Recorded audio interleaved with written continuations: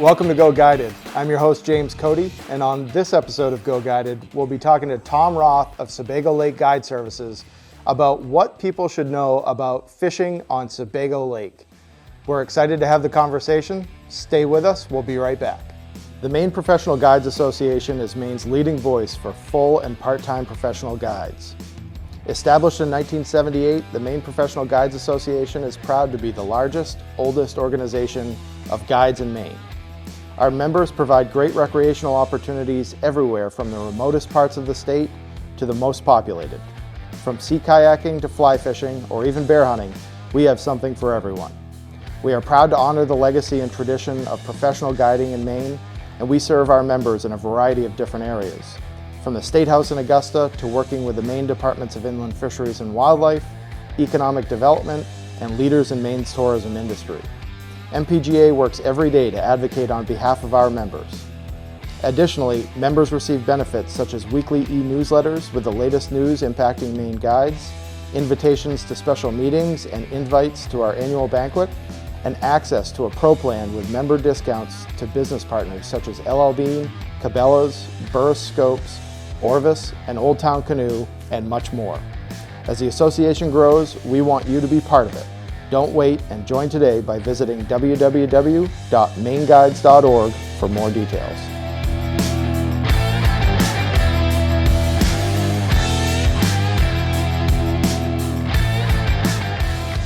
GoGuided is also grateful to have the support of the Maine Guides Education Fund, with generous support from LL Bean. The Maine Guides Education Fund's mission is to educate and advocate regarding outdoor recreation, public access, land conservation, land use policy, fish and wildlife management, and the sustainable use of our natural resources. We participate with other Maine outdoor partners to ensure the future of Maine's outdoor recreation and outdoor heritage, including hunting, fishing, camping, canoeing, and snowmobiling. Support the Maine Guides Education Fund by visiting www.mainguideseducationfund.org, and we thank you for your support.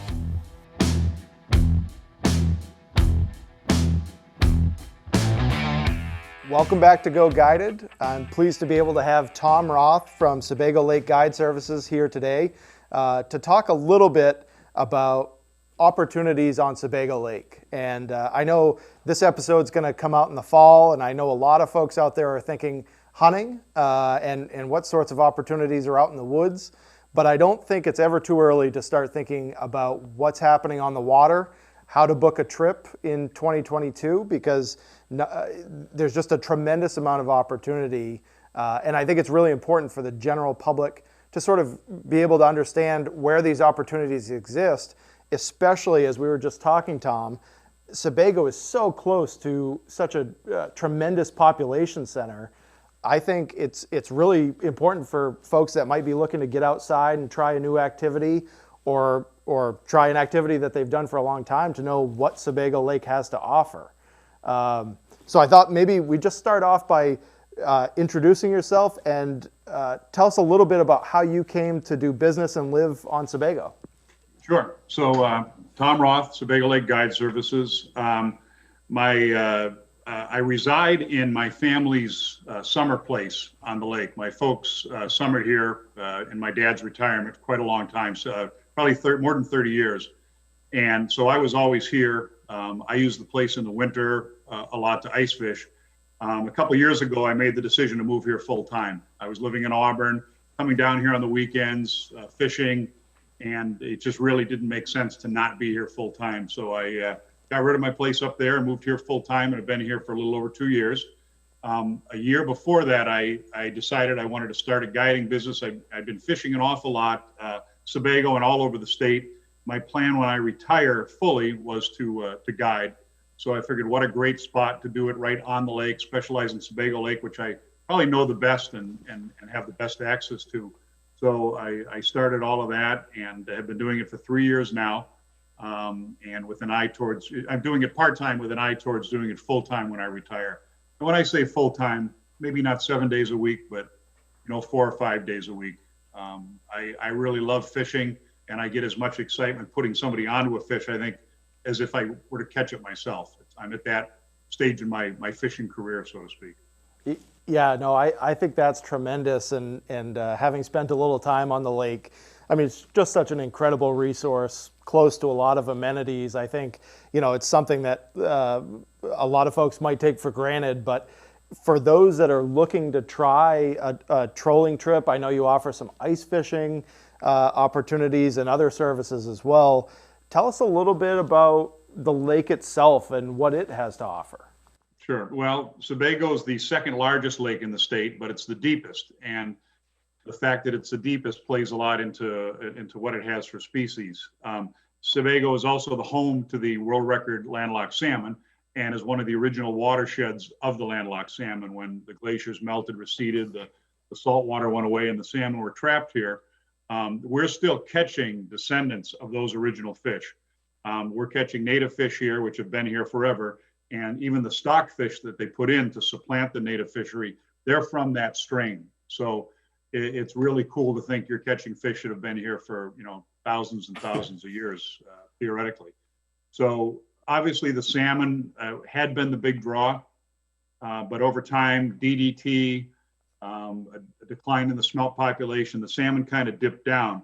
And in the 70s, I think it was 1972, the state stocked lake trout. There were not lake trout native to this lake. So they stocked lake trout and they came back. Well, then the salmon started to come back too. And now they're in kind of a competition for bait. So it's a tough balance. We have a zero, basically catch and kill everything you catch with lake trout, with the exception of 1 over 26 inches.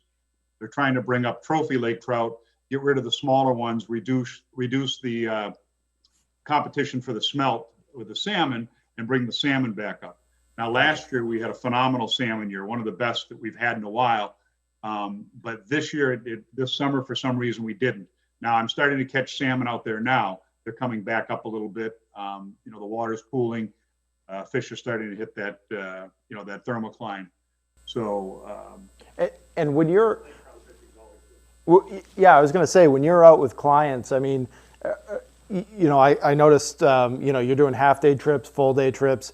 What can a client expect to catch for fish? I assume you're catching both, or are you really targeting salmon? I try to run enough sets to target both. And again, it depends on the season. In the heat of the summer, we generally don't see the salmon that active.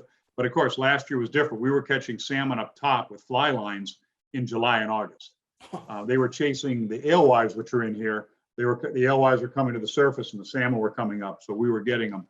But generally, most of the guides, and there's about 6 of us who I would call the core group of guides on the lake, and there are probably another 4 to 6 that maybe bring their boat from somewhere else and guide here as well.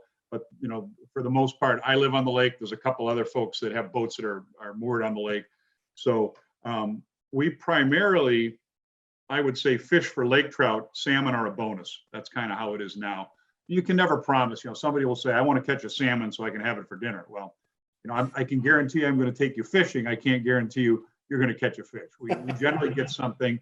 But I like to run setups for lake trout and salmon, especially season specific. And in terms of sizes, I mean, there's obviously some very decent sized fish in there. I mean, what are you looking at on a normal day for both? Yeah, again, it's hard to figure. You can troll and come up with smaller fish, but there are some double-digit lake trout in this lake. They don't come easy. They don't come that often. Every once in a while you'll get into one. Last year, one of the guides, his boat brought in a 9-pound salmon. That's unheard of for this lake. Even where I fish up in Rangeley, that's a real big fish in Rangeley, and maybe 1 or 2 a year get caught. But there are some big fish. It's a big lake, so there are some big fish.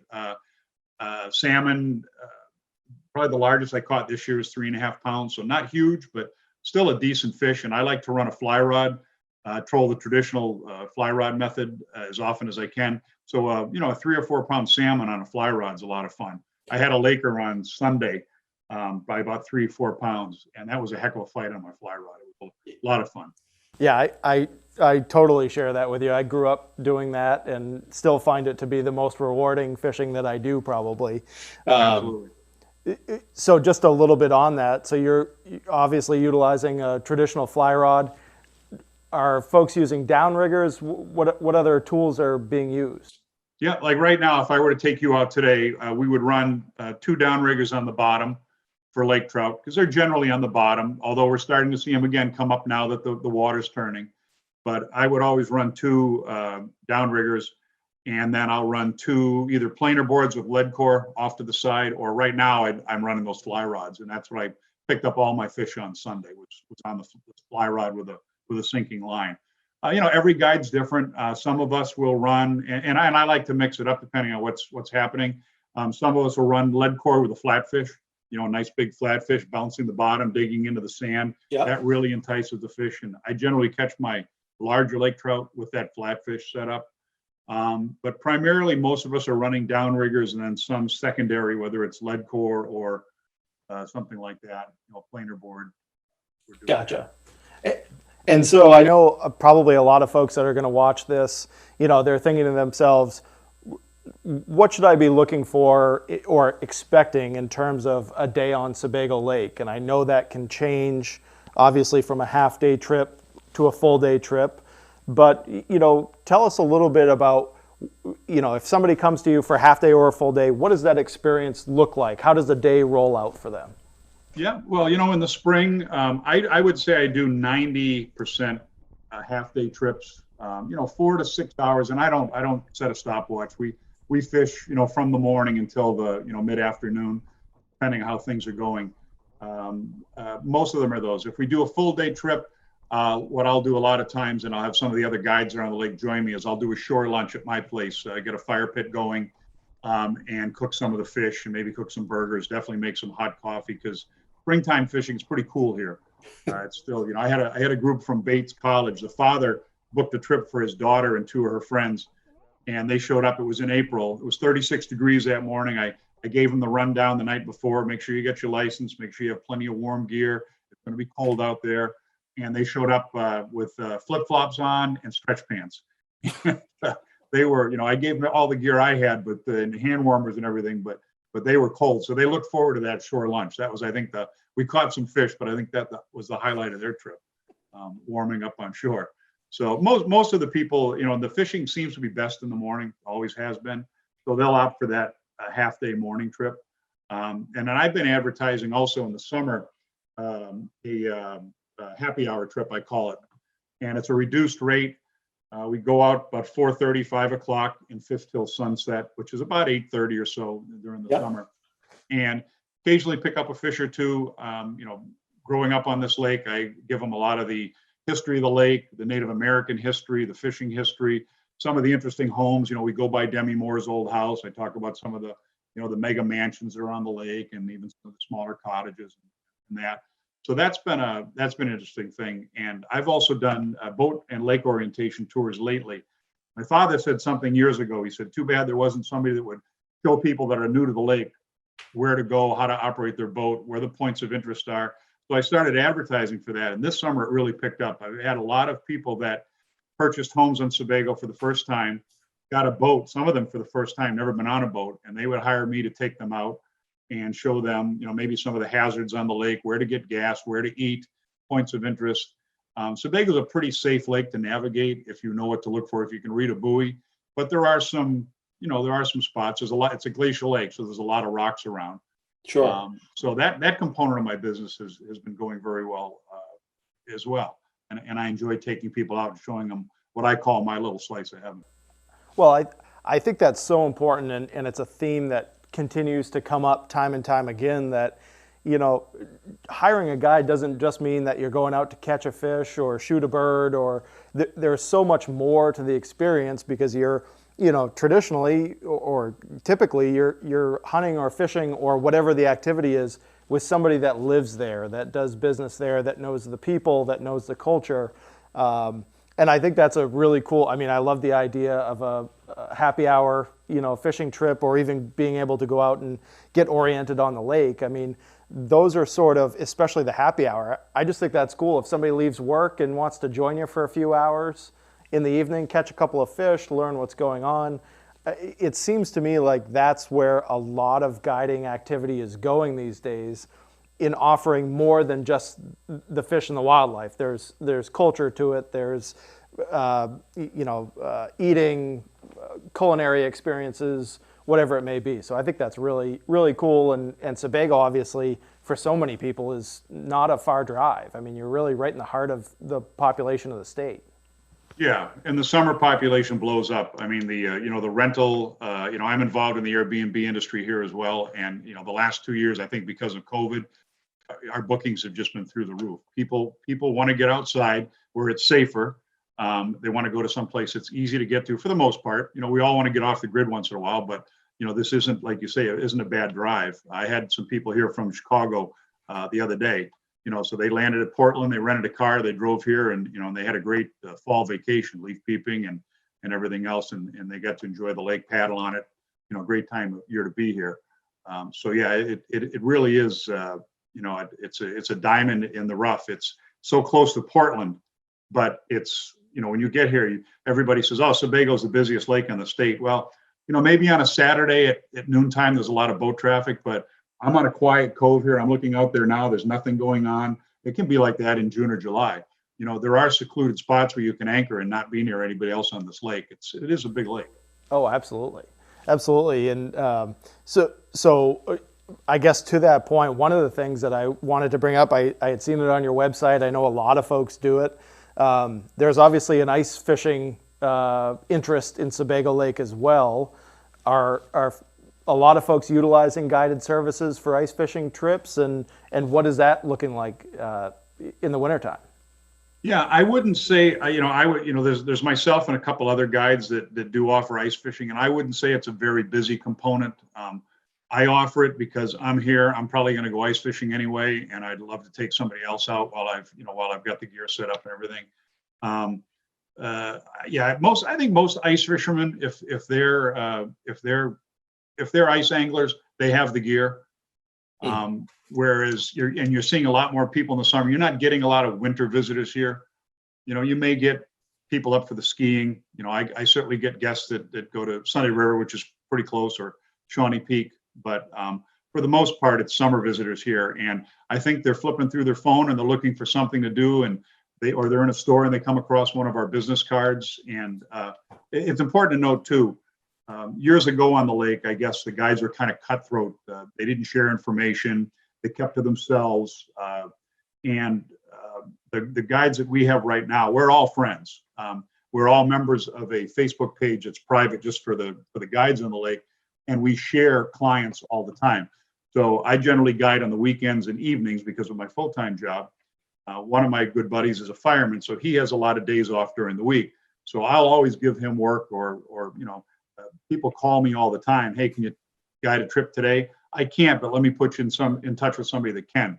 And people like that because there's no real. I won't say that there's no competition between us. It's we're here for the resource, protect the resource and encourage the fishery, and to introduce people to a sport we love. Economically, I think that's far down the road as to why we do this. There's only one of us that does it full time.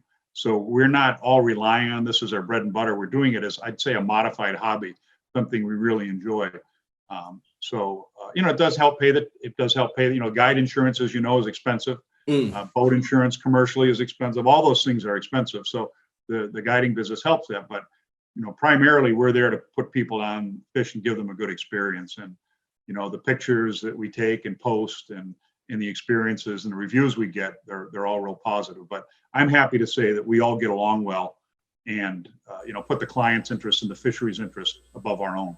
Well, and that's one of the things that I was going to mention is, having guests on this show. Obviously, we can't talk to every guide in the state, but based on what you've just said and what I've heard in the past, that the Sebago crowd really works quite well together, and there's quite a nice community there of people that are sharing information and clients. And so, to the audience, whether it's through Tom or one of his colleagues on the lake, the whole purpose of this discussion is to get people acclimated and aware of the opportunities on Sebago, and certainly hope that folks go out and try all kinds of activity with a number of guides there. So certainly don't want to play favorites, but it's just such a tremendous resource.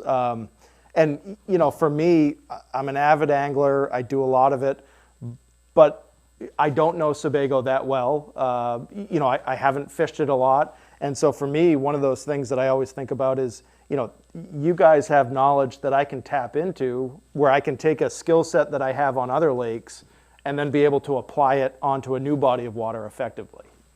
Absolutely. In fact, a number of my clients this year were people that were new to the lake, where they either bought a place or their parents or somebody had a place and they wanted to learn how to fish it. So they came to, they hired me to do it. One of the guys I became really good friends with, and he's purchased a boat kind of similar to my setup, and I'm helping him with the right equipment. He basically wants to have the setup I have, and he wants to fish on his own. And I think that's great. And we've actually become friends. He lives right around the corner from me, and is a great guy, and we share common interests. So we do see a lot of that. When I go out of state somewhere, I get onto the Keys or something, I hire a guide because I want to catch fish. I want to see how they do it. And at some point, if I go back there, or get settled in that area, I definitely want to spend a little bit of my winter time down in Florida fishing. So I want to see how those guides are doing it down there. And that'll give me kind of an idea what I need to do to get down there and get geared up for it. Yeah, I think especially in today's world where time is so limited, that's one of the things that we're reinforcing with the audience and with others. Folks like yourself are offering these very efficient ways of going out and having these experiences and learning the techniques that don't require a tremendous amount of time. You can go out and have fun, be safe, be successful, and tap into some knowledge that you otherwise, might struggle to gain if you're out there trying it on your own for the first time. One of the questions we've been asking a lot of folks as of late is, have you noticed any changes in the clientele? Do you see a lot of traditional anglers that, fishermen and women that you would normally see? Or are you starting to see some newcomers coming in and trying these activities? Of course, I've only been doing it on the lake here 3 years, so I can only, comment on the trends that I've seen in there. But, Sebago's unique. It's a summer destination for the most part. So I'm seeing a lot of families that want to do something different. They've never done it before.